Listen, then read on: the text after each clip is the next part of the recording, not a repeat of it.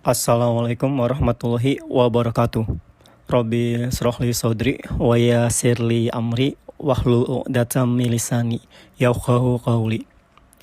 Puji syukur kita panjatkan kehadirat Allah Subhanahu wa taala atas berkat dan nikmatnya kita masih diberi nikmat iman, Islam dan kesehatan sehingga kita dapat melaksanakan perkuliahan daring seperti biasanya.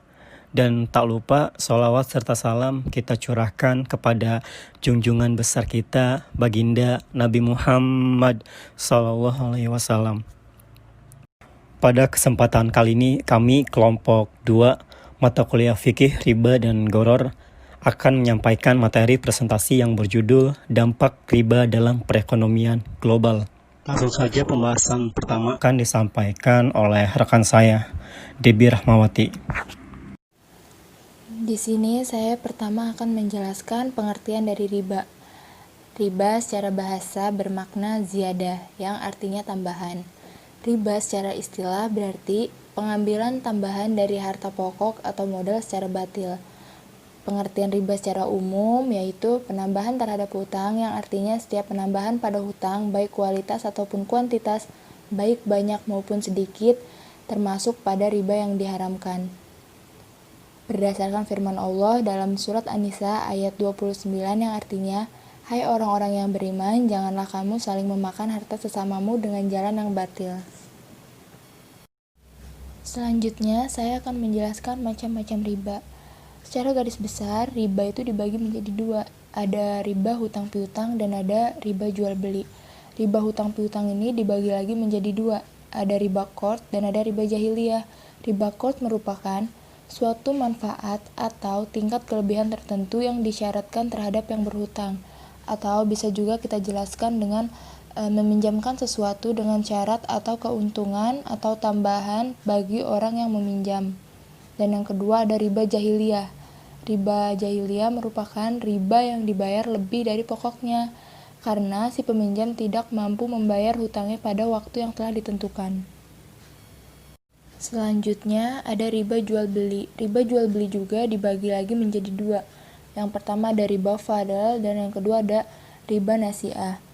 Riba fadl yaitu pertukaran antar barang-barang yang sejenis dengan kadar takaran yang berbeda, juga dengan kualitas yang berbeda yang disyaratkan oleh orang yang menukarkannya.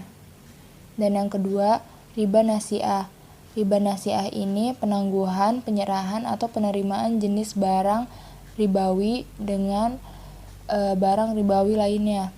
Yang dimaksud barang ribawi ini menurut mazhab Syafi'i yaitu ada seperti mata uang, emas, dan perak, dan juga ada bahan makanannya seperti beras, gandum, jagung, dan lain-lain.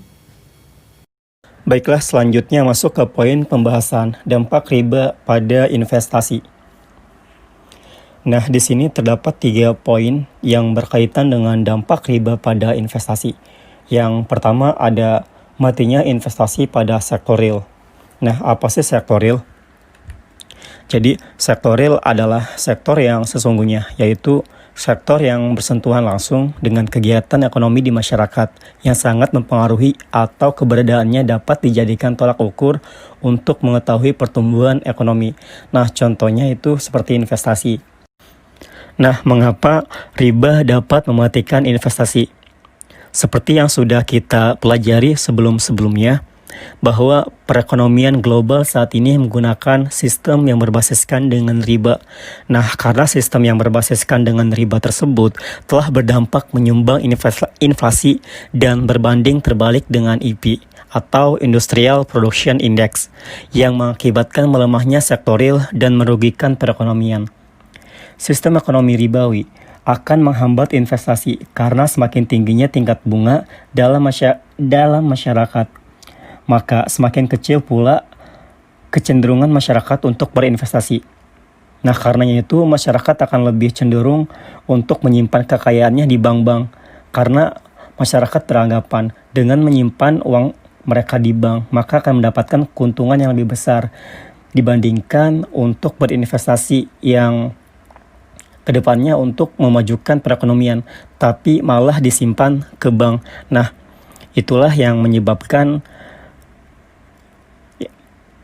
matinya investasi yang disebabkan oleh riba.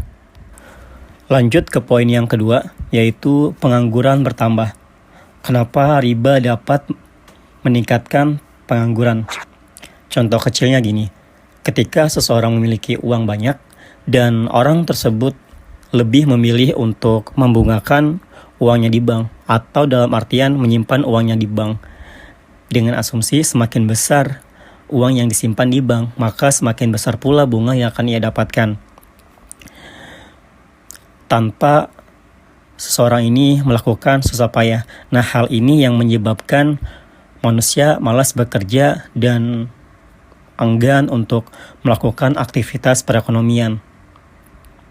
Sehingga uang yang seharusnya diinvestasikan atau dialokasikan untuk kegiatan perekonomian seperti perindustrian, bercocok tanam atau sebagainya, tetapi lebih disimpan ke bank demi untuk mendapatkan bunga. Nah, inilah yang menyebabkan pengangguran bertambah. Lanjut ke poin yang ketiga, yaitu lemahnya peningkatan ekonomi dan investasi. Nah, seperti yang sudah kami bahas pada poin 1 dan 2, untuk poin ketiga saling berkorelasi. Nah, yang ketiga ini, kenapa riba dapat melemahkan peningkatan ekonomi? Nah, riba merupakan penyebab utama terjadinya inflasi. Keadaan perekonomian yang ditandai oleh kenaikan harga dengan cepat sehingga berdampak pada penurunan daya beli sebuah mata uang. Karena peningkatan harga tanpa dibarengi dengan kenaikan gaji yang cukup akan mengakibatkan penurunan permintaan terhadap barang dan pada selanjutnya akan mengurangi volume investasi. Nah, jadi dengan adanya riba, maka minat seseorang untuk melakukan investasi akan menurun. Dengan menurunnya investasi, otomatis perekonomian tidak akan berjalan karena kekurangan dana. Dengan perekonomian yang tidak berjalan, otomatis juga akan menyebabkan penambahan atau peningkatan pengangguran. Nah, dengan penambahan pengangguran ini, maka akan menghambat peningkatan ekonomi dan malah ekonomi tersebut akan merosot. Dampak riba pada produksi. Dalam studi teori mengajarkan bahwa bunga tersebut menurunkan investasi. Jika investasi menurun, maka otomatis akan menurunkan produksi dan akibat berikutnya bunga menciptakan pengangguran dan kemiskinan. Tegasnya, bunga mengakibatkan bangkrutnya sektor produktif dan dapat menciptakan pengangguran bagi kehidupan masyarakat. Peningkatan pengangguran para pemilik modal lebih memilih meminjamkan kekayaan mereka dengan sistem riba daripada menginvestasikannya untuk mendirikan proyek-proyek industri atau pertanian dan perdagangan. Karena itu, ia memperkecil lapangan kerja sehingga pengangguran tersebar di tengah masyarakat yang menganut sistem riba. Peningkatan kemiskinan riba akan berpengaruh pada investasi, produksi, dan pengangguran. Semakin tinggi tingkat suku bunga, semakin rendah investasi. Dengan rendahnya investasi akan menurunkan produksi. Dengan menurunnya produksi akan meningkatkan pengangguran dan kemiskinan. Harga barang menjadi mahal. Bunga dianggap sebagai tambahannya biaya produksi bagi para bisnismen yang menggunakan modal pinjaman. Biaya produksi yang tinggi tentu akan memaksa perusahaan untuk menjual produksinya dengan harga yang lebih tinggi, sehingga daya beli mata uang menjadi turun. Nah, baik, selanjutnya itu ada riba, dampak riba dalam inflasi. Yang pertama, penyebab utamanya terjadinya inflasi adalah riba, karena produsen yang mendapatkan modal dari pinjaman bunga pasti akan menambah bunga yang harus dibayarnya kepada debitur ke dalam harga barang produksinya. Jadi harga jual barang yang diproduksi ditambah bunga. Yang kedua, peningkatan peredaran mata uang di pasar yang salah satunya diakibatkan sistem kredit dengan bunga sehingga pada gilirannya mengakibatkan peningkatan harga barang. Nah, yang terakhir, ada peningkatan suku bunga mengakibatkan peningkatan harga. Dan herannya, penurunan suku bunga juga mengakibatkan peningkatan harga barang. Jadi, harga akan terus naik selama sistem bunga berlaku dan harga tidak akan stabil kecuali dengan hilangnya bunga. Kita yaitu dampak riba pada keuangan global. Yang pertama, penyebab krisis ekonomi global atau krisis moneter, ekonom ternama Lord Keynes menyimpulkan bahwa suku bunga yang tinggi menyebabkan macetnya pasar atau terhentinya kegiatan industri dan kemudian secara negatif mempengaruhi penerimaan yang merupakan sumber produksi. Yang kedua, ketimpangan ekonomi. Sistem ekonomi riba menurutnya faktor utama ketimpangan ekonomi antara barat dan negara-negara berkembang, antara orang-orang kaya dan orang-orang miskin. Selanjutnya yaitu kesimpulan. Dari pemaparan sedikit dapat diketahui bahwa memang pengguna riba dalam sebuah sistem perekonomian akan berdampak tidak baik bagi kesejahteraan dan kemaslahatan orang banyak.